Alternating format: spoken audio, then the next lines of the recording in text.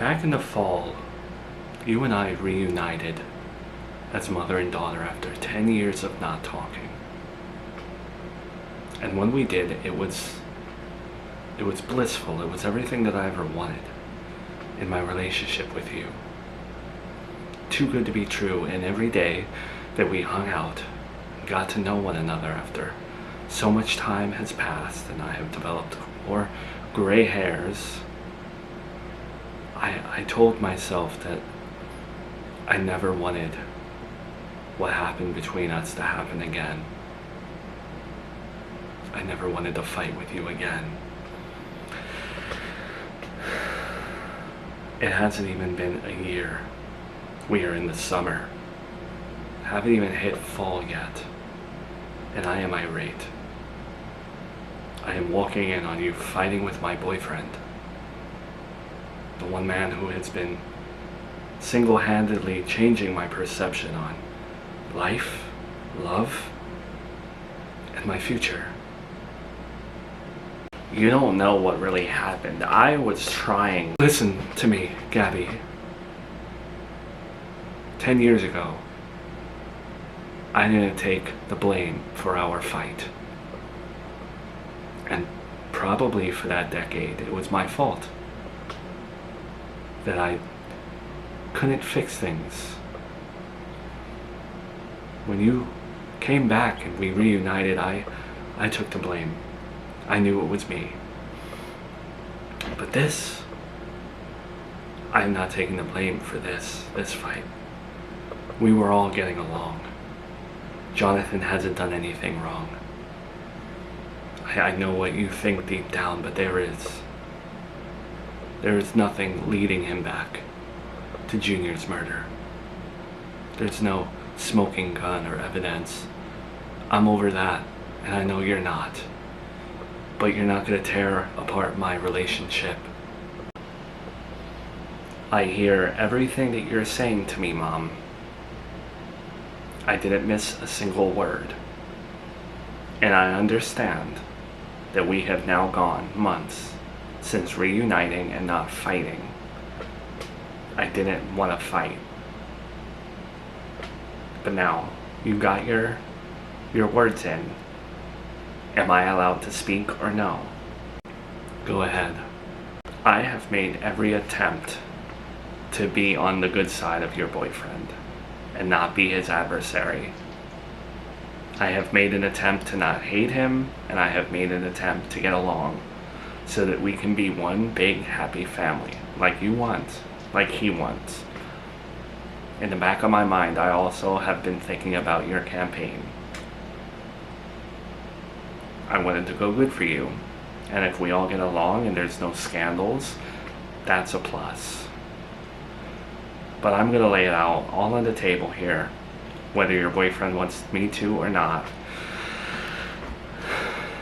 Despite my efforts to be on his good side, he first told me that I need to tell you to marry him. Then, that wasn't enough, and he said he still didn't trust me. And he then told me that I had to get Melissa's dog for reasons I didn't know until just now. I got Melissa's dog because it had something to do with his church. That was the first BS reason he gave me. But then he told me that he wanted to put her dog down. A trick just to get the dog in the room. Harry. I'm pretty sure his name used to be Styles. We all think that. But she changed it. Doesn't matter. He's been making me jump through hoops. Gabby, I know you enjoy books, reading fiction. I don't share in that leisurely activity. I don't care for stories. You really honestly expect me to believe all that and not assume that it came from that part of your brain that wants to romanticize how boring life can be. And I also know you've needed a lot of help in the past. You really expect me to believe this? I would hope that you would give me some credit here. I would hope that you would listen and I don't know, believe me, yes. If what you're telling me is true, he asked you to do all of these things and make you jump through all these ridiculous hoops. I must ask, as someone with common sense, why would you do them and not just come straight to me? The second that you sat down and said, I want to be your friend, and he came back to you with what he came back to you with, allegedly, why didn't the conversation end right then and there, and why didn't you come to me? I listened to him in an effort to be on his good side, because we've been at each other's throats. You still believe that he's evil, don't you? You still believe that he's some sort of Batman villain? Yeah, Mom. I do believe he's evil. Because of him, I have been persuaded that evil is real. That there is no shades of gray with people sometimes. Sometimes they are just pure evil. You know how much I like criminology and all those crime shows, and I would watch these murderers, and you hear all these details, but you never actually meet the person, and you question whether or not evil exists, or was it their circumstances, or I met this man and I know evil exists. And I feel like he's going to eventually kill you, and if you don't believe me, there is a clause in the governor, well, not a clause, but if you die as governor, stop.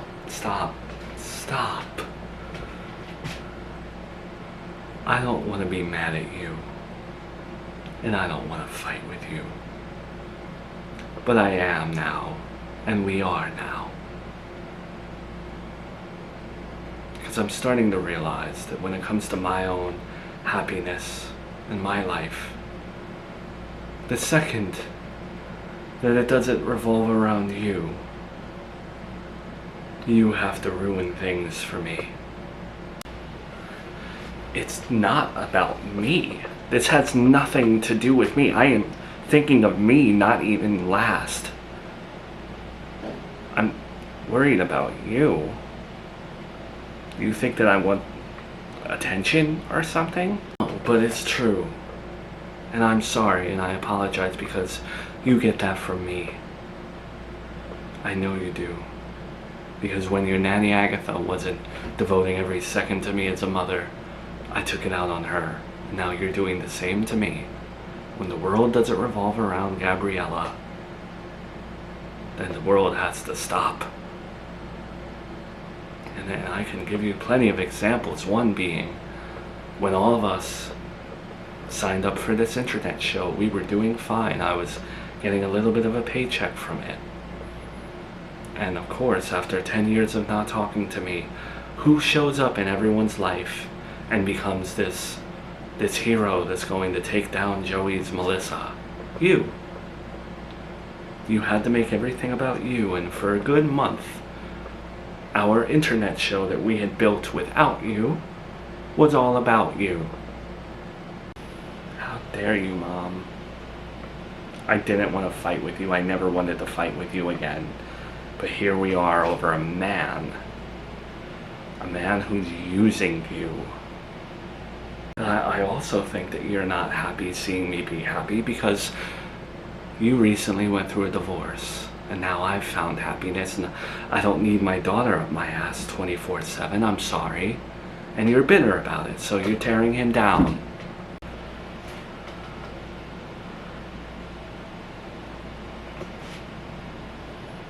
You know what you're doing, Mom? You're putting me in the position where I'm going to go crazy because I knew I could save you, but I'm gonna get a call that you've been murdered or they found you dead somewhere. And then I'm gonna have to live with the guilt of knowing that I didn't do enough to save you. That's what you're gonna do to me, Mom. And then your boyfriend's gonna be governor, and he's gonna probably kill your mom, and then probably go after Miranda. And oh my God, Gabriella. Do you hear yourself? I do hear myself. And unfortunately today I heard you as well. I don't know why she would lie about something like that. I brought up that I wanted to marry you. But I never told your daughter to say it on my behalf. Now that I think about it, there was one day where I was talking about how I would love to marry you to one of my family members. I was on the phone. Gabby was in the next room. She might have heard me over phone say that to my family, and I guess she wanted to jump the gun and create this web of lies. In terms of the dog doesn't belong to Melissa. Belonged to another family that didn't want it, but from what I was told, the dog bit a boy. Very dangerous dog. And I wanted to get the dog back without having to face Melissa and her tears. I simply asked Gabby, can you ask your friend Melissa, Joey's girlfriend? I didn't want to put Joey up to it. Have him have to be the bearer of bad news. Your daughter seems so strong. I just threw it out there. Hey, can you get the dog from her? Explain the situation. Bring the dog to me. She was willing to do it. She even laughed about it. And then, like, I had told her up front what was going to happen to the dog, and then she cursed me out and made a scene knowing you're in the other room. No, I heard you both having a conversation. I just didn't think that I needed to listen in. I heard the rumblings of you talking. So my question is, what were you talking about before everything popped off? Before this stuff with the dog? Well, how did it build to that? I don't even remember. But there are some things that I throw out there from time to time when I talk to Gabby, because one day I caught her recording me. And so, you want to record me, I'm gonna throw things out there just to mess with you. I've been recording her as well. I know what she's trying to do in this. It's absolutely ridiculous. What it sounds like is that she's kind of been, what, a bully to you behind my back?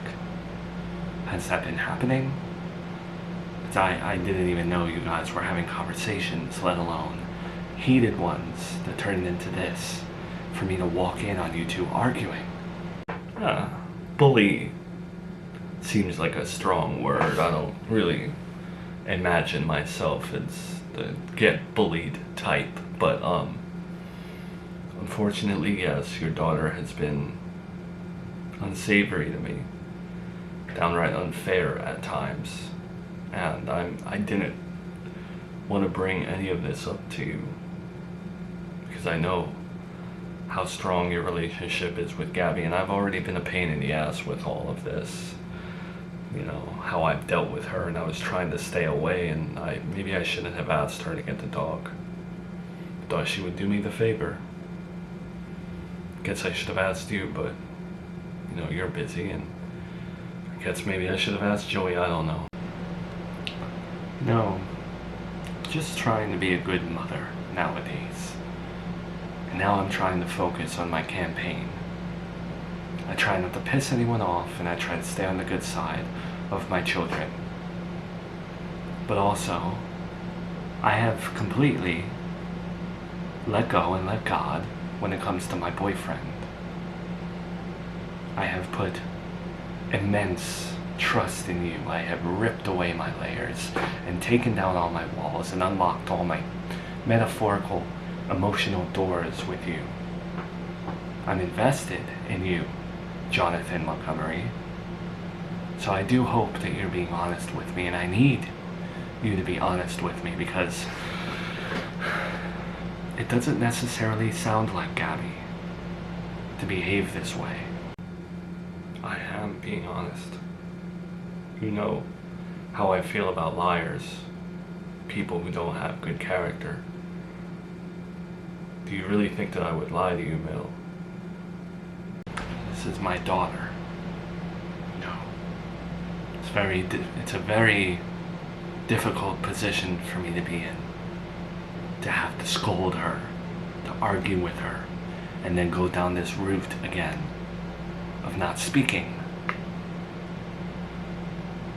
We only ever started arguing since you entered the picture, and I don't know what to believe.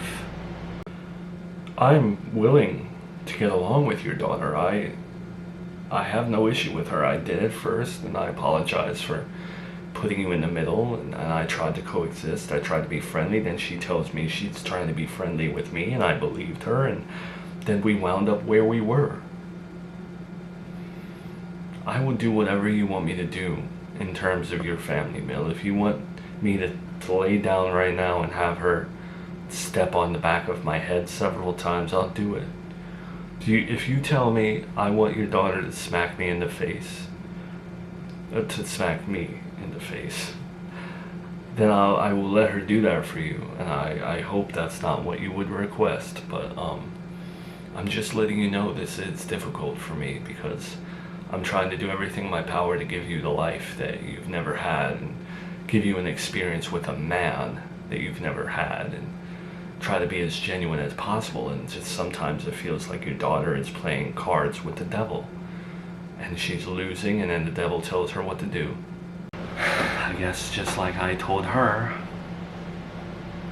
that I can't coexist with her when I'm in a relationship. I never thought that she would be a person like that, but I guess, like I said, she gets it from me. She wants the attention on her. I don't know. No, I don't think that's true at all, because she was pretty good with you when it came to Salvatore, correct? Yes, that's right. That's also why it just feels so unlike her. And like out of left field, because with Sal, she was justified in not liking him, not being on the same page, and keeping sort of a distance because of the way he treated me at times, the way that he would raise his voice and talk to me in certain ways, when I would always hand it back to him, always. But even if I'm defending myself, a daughter shouldn't have to watch her mother go through that, especially at this stage in my life. But yeah, she really didn't cause me any problems when Sal was in the picture. Alright, so maybe it's just me. I carry a reputation with me, Mildred, you know this. I'm kind of like a biblical bad boy. That's why so many women in my Institute of Faith fawn over me, I think. And it doesn't always work well with everyone. Maybe she gets that vibe from me because I'm dating her mother, and it's understandable. I'm not going to fault her for it, and you know what? I forgive her. I do. And I forgive you for whatever feelings you have towards the situation, because I could never put myself in between you and your daughter. Okay? Thank you for being understanding. Of course. What am I if I'm not an understanding boyfriend?